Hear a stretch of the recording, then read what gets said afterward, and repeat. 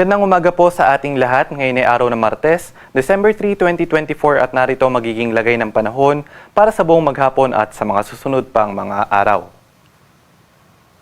Sa kasalukuyan ay patuloy na umiiral itong hanging amihan o northeast monsoon dito sa may bahagi ng Northern Luzon na inaasahan magdadala ng malamig na panahon at may mga maulap na kalangitan at mga pag-ulan sa may bahagi ng Cagayan Valley at gayon din sa may Cordillera Administrative Region. Samantalang dito sa may bahagi ng Ilocos Region, magkakaroon naman ng mga isolated na mga may hinang pag-ulan o pag-ambon.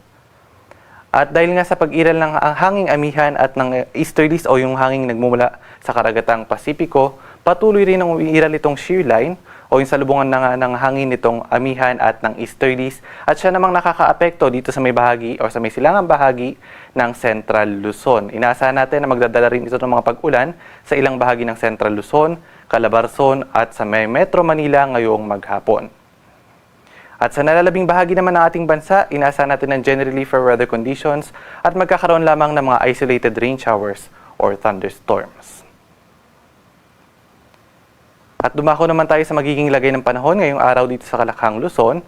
Asahan pa rin na maulap na kalangitan, may mga pag-ulan, pagkidlat at pagkulog dito sa may bahagi ng Cagayan, Isabela, gayon din sa may Quirino, Aurora, at maulap na kalangitan o makilimlim na panahon dito sa may bahagi ng Nueva Ecija, Bulacan, Rizal, Quezon at ng Metro Manila. Dulot pa rin ito ng epekto ng shear line. Samantalang maulap na papawirin at may mga pag-ulan dito sa may bahagi ng Cordillera Administrative Region, gayon din sa nalalabing bahagi ng Cagayan Valley, dulot naman ito ng hanging amihan. At mga isolated na mga pag-ambon, dulot pa rin ng hanging amihan dito sa may bahagi ng Ilocos Region. Samantalang sa nalalabing bahagi ng Luzon, inaasahan naman natin ang generally fair weather conditions at magkakaroon lamang ng mga isolated rain showers or thunderstorms. Agwat ng temperatura dito sa Metro Manila ay nasa 25 to 30 degrees Celsius. Sa may Tuguegarao ay 23 to 28. Sa may Lawag City ay nasa 24 to 31. Baguio City ay 17 to 23. Tagaytay 21 to 29. At dito naman sa may Legazpi ay nasa 25 to 32 degrees Celsius. At para naman sa magiging lagay ng panahon dito sa may Kalakhang, Visayas at Mindanao, gayon din sa may Palawan, inaasahan natin na generally fair weather conditions pa rin ang mararanasan sa buong maghapon at may mga tsansa pa rin ng mga isolated rain showers or thunderstorms.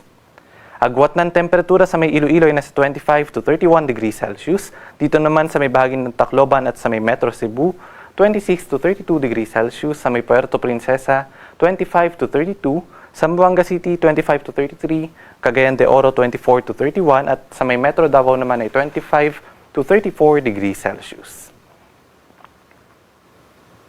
At dahil nga sa patuloy na pag-iral ng shear line ay nakataas pa rin yung ating weather advisory kung saan inaasahan na magkakaroon ng mga heavy to intense na mga pag-ulan dito sa may bahagi ng Isabela at moderate to heavy na mga pag-ulan naman dito sa may bahagi ng Cagayan at Aurora sa buong maghapon. Kaya naman pinag-iingat yung ating mga kababayan sa mga banta ng pagbaha at pagguho ng lupa, epekto pa rin ito ng shear line.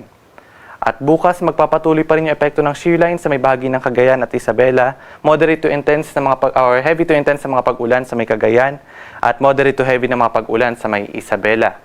Samantalang by Thursday, inasa natin na moderate to heavy na mga pag-ulan na lamang ang mararanasan dito naman sa may bahagi ng Cagayan at Isabela. Bagamat pinag-ingat pa rin yung ating mga kababayan sa banta ng pagbaha at pagguho ng lupa dahil may ilang araw na ring umuulan sa may bahaging ito ng ating bansa. At sa ngayon, wala naman tayo nakataas na gale warning sa namambaybayin ng ating bansa. Bagamat pinag-iingat yung ating mga kababayang papalaot sa may baybayin ng Northern Luzon dahil pa rin sa epekto ng hanging amihan na maaari magdala ng katamtaman hanggang sa matataas na mga pag-alon. At ang sunrise ngayong umaga ay nasa natin at 6:06 ng umaga at lulubog naman ng haring araw na mamayang 5:25 ng hapon.